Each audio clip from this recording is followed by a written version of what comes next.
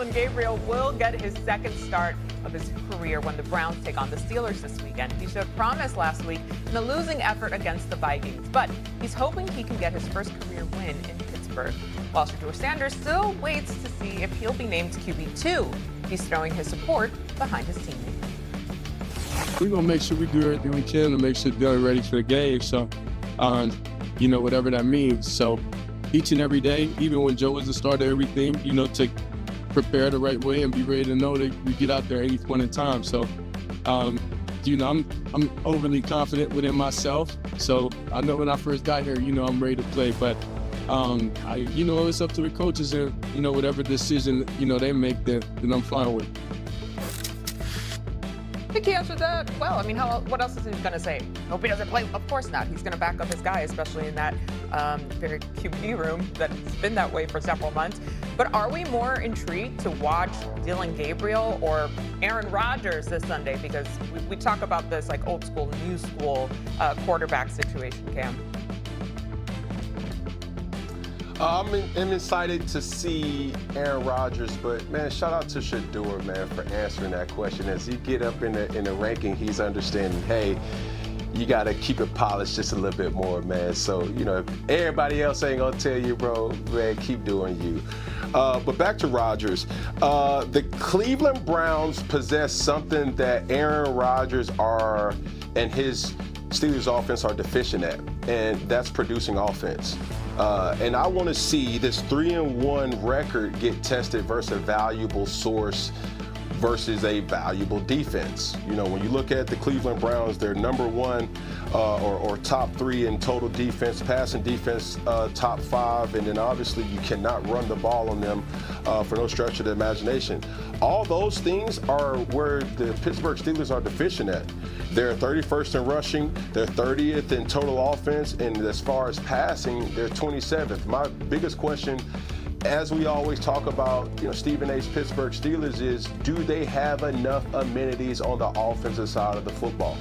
And the Cleveland Browns have defensively kept them in most games all year, and I don't see that changing moving forward with this week.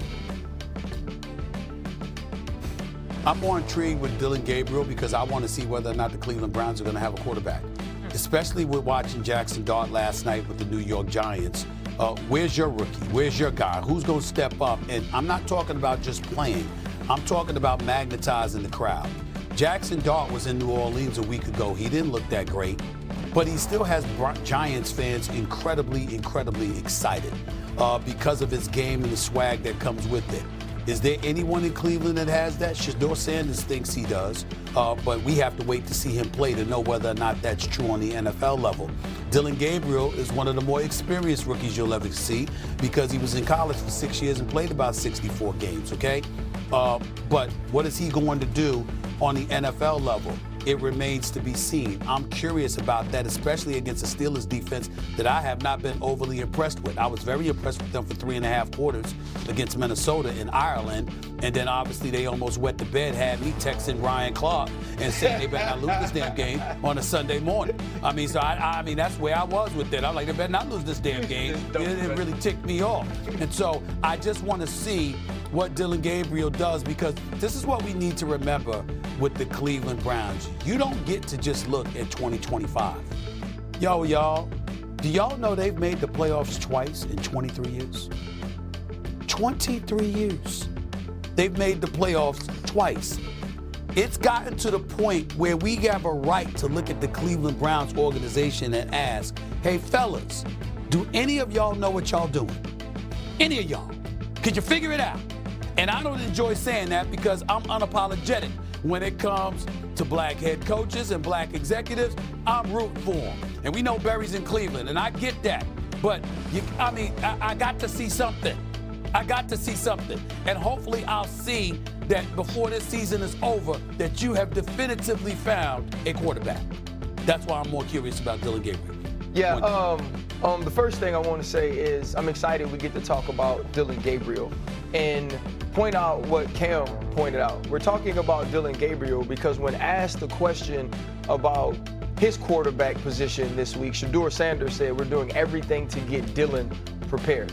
And he answered the question in a way where you couldn't criticize him, where you couldn't talk badly about him, where you couldn't say that he went about anything in the wrong way, which is why he's not a topic right now. And I think that's important to note, that it is about growth, it is about understanding, and it is about understanding and playing your role within the locker room, which Shedeur Sanders did very well during that clip.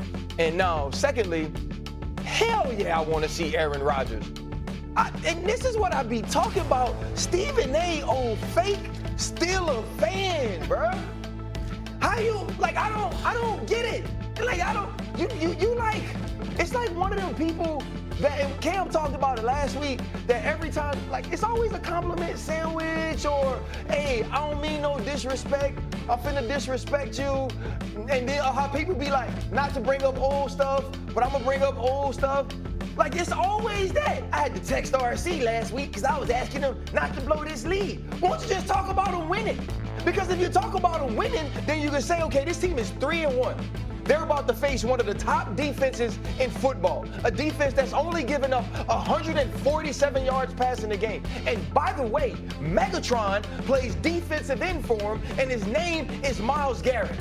How are they going to protect Aaron Rodgers at the age of 41? How is Aaron Rodgers going to get the ball to DK Metcalf when Denzel Ward is locked up on him? And you know why it's important, Stephen A? Because at 3-1, they are in the hunt. They in the hunt to win the AFC North. Everybody there is terrible. Now, the Bills then lost. They so cracked. Kansas City ain't Kansas City. The Chargers losing. And you worried about Dylan Gabriel? I told you, man, you be double dutching. Like, you can't claim us no more. You ain't no real fan, bruh. First of all, Yeah. I'm glad. And I'm glad both of y'all here for this, because both of y'all getting on my damn nerves. He accused me of double dutching last week, and then now you accusing me of doing it this week. Y'all ain't gonna get away with this double dutch comment too much. Ain't nobody scared of y'all. Let me tell you something right now. You said it best. You understand? You're a player. I'm a fan. So let's talk about it from the fandom perspective, since you want to ignore. You want to talk about the player perspective, right? You want to say they won. You want sitting there watching that game and going like this, damn. How the hell they come back? How Minnesota coming back? How they on the verge about to win this game? I mean, the Steelers dominate for 3.5 quarters. Gonna fly all the way over to Ireland. You understand? Got everybody doing features about the Steelers and their connection to the Irish coach and all of that stuff. And they're about to blow this damn game, okay? This is what we're talking about here, okay? That's Carson Wentz. Let's not forget that. The Carson Wentz, all right? So that's number one. Number two, when we sit up there, right? Cam, you can talk about this and the double dutching. I don't mind. Damn it, my sisters taught me how to double dutch when I was young. I don't do it anymore, but damn it, I did it when I was young. I don't do it on first take. Here's the issue. Steelers have not won a playoff game since 2016. I get to look at them and go like this. Is that going to beat the Buffalo Bills? Is that going to beat the Kansas City Chiefs? Is that going to beat the Denver Broncos? Is that going to beat the way I'm watching the Indianapolis Colts and the Jacksonville Jaguars look this year? Are we going to get a playoff win?